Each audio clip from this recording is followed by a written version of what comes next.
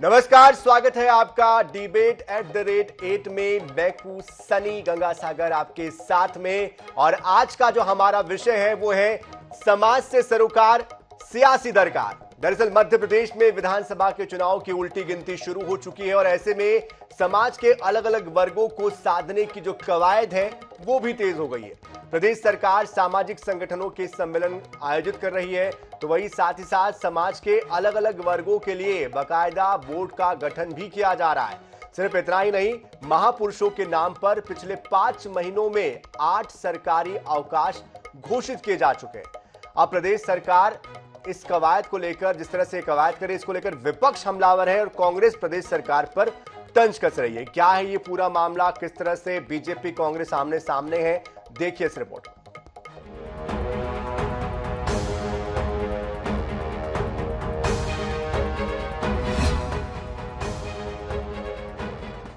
चुनावी साल में मध्य प्रदेश सरकार ने सबसे पहले फोकस किया प्रदेश की आधी आबादी पर।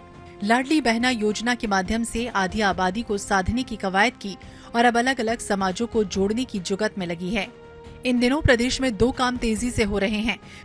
पहला, अलग अलग समाजों के सम्मेलन और दूसरा, अलग अलग समाजों के महापुरुषों के नाम पर सरकारी अवकाश घोषित किया जाना।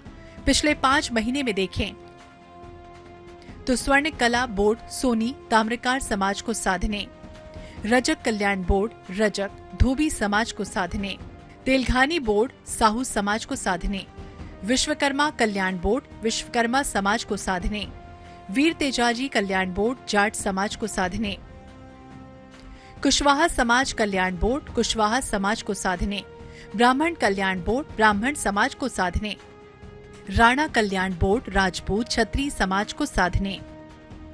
अलग अलग समाज को साधने न सिर्फ बोर्ड बनाए गए, बल्कि इन बोर्ड के अध्यक्ष बनाकर उनको राज्य मंत्री का दर्जा दिया जा रहा है। इतना ही नहीं, कई समाजों के महापुरुषों के नाम पर सरकारी अवकाश भी घोषित किए जा रहे हैं। अभी तक प्रदेश में 8 सरकारी अवकाश घोषित किए जा चुके हैं।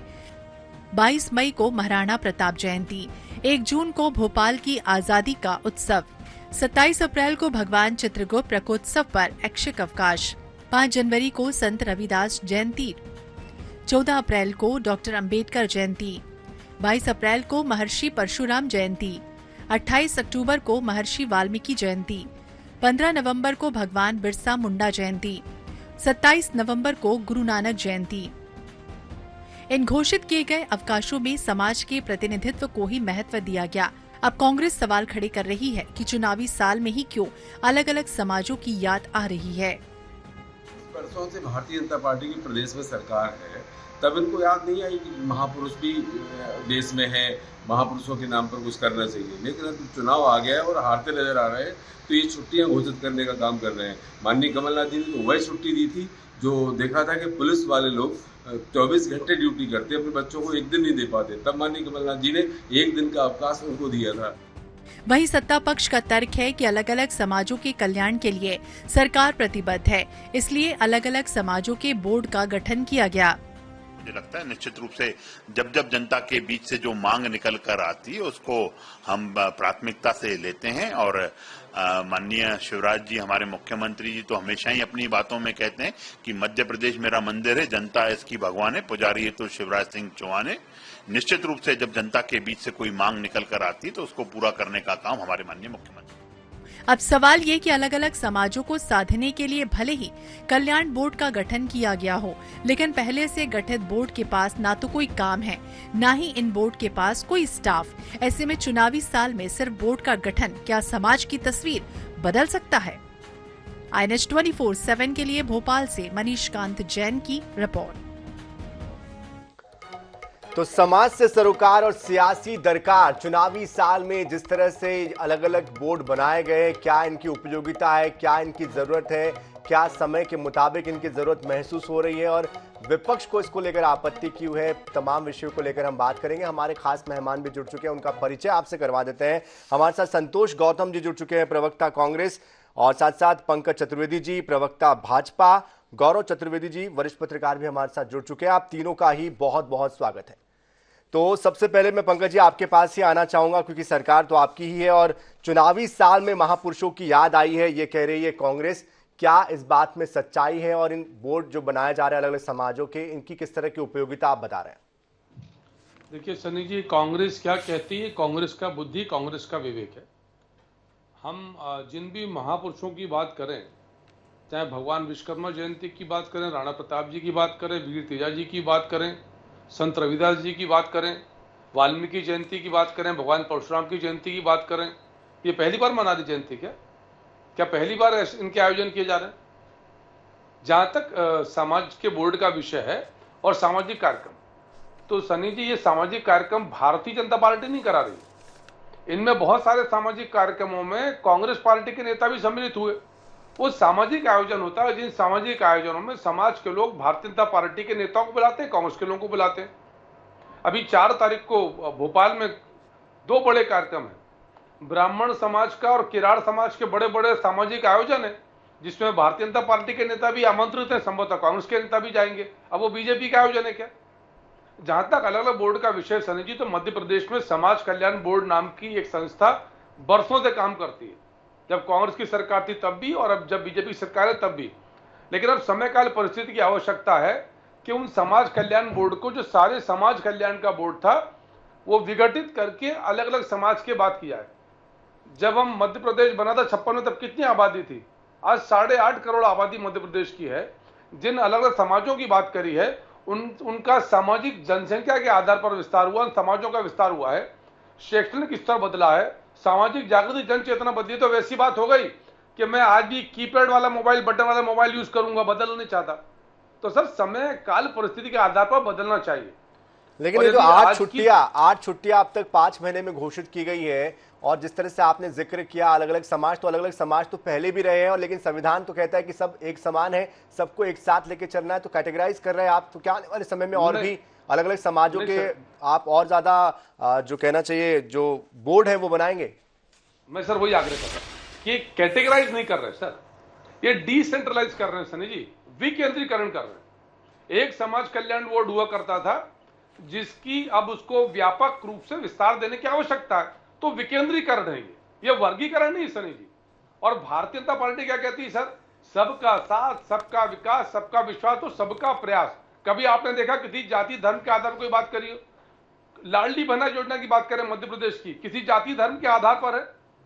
लाडली लक्ष्मी योजना किसी जाति, ये सवाल मेरा इसलिए आपसे मौजूद हो जाता है क्योंकि जिस तरह से हम इन दिनों देख रहे हैं अलग अलग समाज के जो अलग अलग कार्यक्रम हो रहे हैं, उन मंचों पर एक बात प्रमुखता के साथ कही जाती कि भाई हमारे समाज को इतनी इतनी जो सीटें हैं वो हमें दी जाए, टिकटें दी जाए। इसलिए ये सवाल मैंने पूछा था कि क्या इससे बार बार क्लासिफिकेशन नहीं होगा? हर समाज कहेगा कि भाई हमें प्रतिनिधित्व चाहिए विधानसभा में, हमें लोकसभा में चाहिए। इस पर मैं जवाब लूंगा, लेकिन बहुत देर से इंतजार चूंकि हमारे साथ कांग्रेस के साथी भी कर रहे हैं, संतोष जी कर रहे हैं। संतोष जी, क्या ये विकेंद्रीकरण महज है या फिर चुनावी साल है इसलिए सियासी फायदे के लिए सभी समाजों को साधने की एक कोशिश है? विकेंद्रीकरण नहीं है, ये तो इस बात का प्रयास है कि जो सरकार की विफलताएं हैं उनसे मुंह मोड़ने के लिए, जनता का ध्यान दूसरी तरफ करने के लिए, डाइवर्ट करने के लिए किस प्रकार हम जनता को उलझा के रखें विभिन्न बातों में। मैं तो ये कहना चाहता हूं कि भारतीय जनता पार्टी को इन समाजों की बात, इन समाजों के बोर्ड बनाने की बात चुनावी वर्ष में क्यों याद आई? इसके पहले क्यों नहीं किया? और इसके पहले जब माई के लाल जैसे बयान दे रहे थे शिवराज सिंह चौहान, या पिछड़ा वर्ग को नाराज करने की बातें कर रहे थे, तमाम ऐसी बातें कर रहे थे। अभी करणी सेना ने एक बड़ा आंदोलन इनके खिलाफ किया था, जिसमें उन्होंने काफी सारी मांगे उनकी मानने की बात की थी, तो उनमें से कितनी मांगे उन्होंने पूरी की? मैं तो कहता हूं कि भारतीय जनता पार्टी जो पूरी तरह से भ्रष्टाचार में लिप्त है, उनका मुख्यमंत्री स्वयं शक के दायरे में है। महाकाल लोक में आज इतना बड़ा भ्रष्टाचार हुआ, किसी अधिकारी पर कोई कार्रवाई नहीं हुई, वहां पर जान जा सकती थी, गुंबद गिर गया। संतोष जी, हमारा जो विषय आज का विषय कुछ और है, हम चाहेंगे हम उस पर केंद्रित रहे। सवाल आपसे इसलिए भी पूछा जाएगा कि आप भी ऐसे मंचों पर मौजूद रहे, आपके नेता भी मौजूद रहे। सन्नी भाई मेरी बात को सुन लीजिए, उसी विषय पर केंद्रित हूं मैं। इन्हीं सब मुद्दों से, जो मुद्दे मैं उठा रहा हूं, इन्हीं से ध्यान भटकाने के लिए मुख्यमंत्री जी इवेंट मैनेजमेंट के माध्यम से ऐसी तमाम कवायदे करते रहते हैं। कोई भी समाज आज उनके साथ नहीं है, क्योंकि अगर वो व्यापक तौर पे बेरोजगारी हटाने की बात करते, मध्य प्रदेश से गरीबी हटाने की बात करते, मध्य प्रदेश में उद्योग स्थापित करने की बात करते, तो सभी समाजों का भला होता। लेकिन वो ये चीजें नहीं कर पा रहे हैं, इसलिए जनता का ध्यान डाइवर्ट करने के लिए ऐसी कवायदें वो कर रहे हैं और चुनाव तक करते रहेंगे। इसमें क्या चलिए संतोष जी हमारे मेहमान लगातार हमारे साथ बने हुए हैं और जिस विषय पर हम बात कर रहे थे, जिस तरह से अलग अलग समाज के लोगों के लिए बोर्ड बनाया जा रहे हैं, छुट्टियों की घोषणा की जा रही है मध्य प्रदेश में, इसी विषय पर वापस हम आते हैं। और चूंकि हमारे साथ लगातार हमारे मेहमान जुड़े हुए हैं, संतोष जी आप अपनी बात पूरी कर रहे थे, आप अपनी बात पूरी करें। मैं एक बात स्पष्ट कर देना चाहता हूं कि इस चुनावी वर्ष में मुख्यमंत्री या भारतीय जनता पार्टी द्वारा जो ये तमाम कवायदें की जा रही हैं वो केवल अपने पापों पर पर्दा डालने के लिए की जा रही हैं। ये लोग यदि भगवान को भी ठग सकते हैं, भगवान के नाम पर धोखाधड़ी कर सकते हैं, भ्रष्टाचार कर सकते हैं, महाकाल लोक के नाम पर महाकालेश्वर को ठगने का प्रयास कर सकते हैं। और मेरा साफ आरोप है कि इस पूरे भ्रष्टाचार के मामले में मुख्यमंत्री यदि स्वयं शामिल नहीं है तो वो मूक, बधिर या नेत्रहीन है कि इतने बड़े मामले पर अगर उन्होंने संज्ञान नहीं लिया और दोषी अधिकारियों पर जिनके सामने ये भ्रष्टों ने निर्माण किया, अगर उन पर कोई कार्रवाई नहीं की तो मेरा सीधा आरोप है कि या तो फिर मुख्यमंत्री सीधे इस भ्रष्टाचार में शामिल है या फिर अयोग्य है। चलिए इस पर आएंगे, संतोष जी आएंगे आपके पास, लेकिन गौरव जी बहुत देर से इंतजार कर रहे हैं। गौरव जी, जिस तरह से अलग अलग समाजों को उपकृत करने की कोशिश है, छुट्टियां देना, बोर्ड का गठन करना, किस दिशा में मध्य प्रदेश की राजनीति जा रही है और इस तरह से जो एक वर्गीकरण की तरह दिखाई देता है ये पूरा एक मामला, क्या आने वाले वक्त में ये नहीं हो जाएगा कि अलग अलग समाज अभी से कहने लगे कि हमें भी टिकट चाहिए, हमें भी हमारा नेतृत्व चाहिए? किस तरह से देखते हैं? विभिन्न संसाधनों के साथ अधिक से अधिक बचत करते हुए सभी वर्ग के लोगों को प्रसन्न रखने का उपाय सर्वश्रेष्ठ शासक के कला के तौर पर जाना जाता है।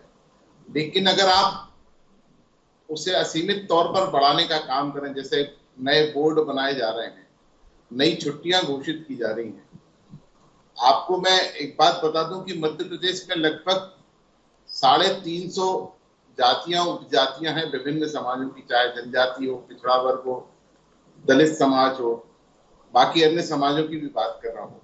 ऐसी परिस्थिति में अगर आप छुट्टियां घोषित करने जाएंगे तो शासकीय छुट्टियां मिलाकर 1.25 साल की छुट्टियां सरकार को देना पड़ेगी। दूसरा, ये जो आप नए नए बोर्ड का गठन करने जा रहे हैं, इन बोर्डों का भार जो भी पदाधिकारी रहेंगे उनके माध्यम से शासन के ऊपर आर्थिक बोझ के तौर पर आएगा। विधानसभा बनी हुई है, लोकसभा बनी हुई है, वहां जब जनप्रतिनिधि चुनकर जाते हैं तो वो सभी समाजों की बात उठाएं। बिल्कुल, इसमें एक बात मैं और जोड़ना चाहूंगा, संविधान सभी के साथ समानता की बात करता है और कहीं ना कहीं उसके जो एक दायरा है उसको हम तोड़ते हुए दिखाई देते हैं और संसाधन हमारे पास सीमित है और ऐसे में आने वाले समय में कहीं ना कहीं आपसी संघर्ष जो है वो बढ़ने की संभावनाएं भी प्रबल हो जाती है। बहुत बहुत शुक्रिया आप तीनों का हमारे साथ जुड़ने के लिए, अपनी बात रखने के लिए। लेकिन आगे क्या होता है, इन समाजों का रुख और किस दिशा में मध्य प्रदेश की राजनीति बढ़ती है, इस पर हमारी नजर बनी रहेगी। फिलहाल डिबेट 8 में इतना ही।